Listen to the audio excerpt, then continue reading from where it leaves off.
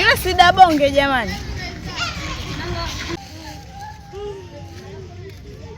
Yaani kila siku mimi mtu akuzalaulika kila siku mimi. Wewe Dabonge. Yaani sina raha maisha. Dabonge. Kana juta kuzaliwa. Vipi?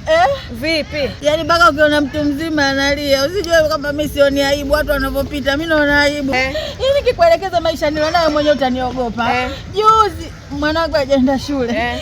Jana tumeana njaa. Leo mwenye nyumba kaja huko mlangoni mdogo wangu mimi. Basi usilie. Sasa ukilia inasaidia nini? Na ulipokuja kukaa huku kinasaidia kitu gani?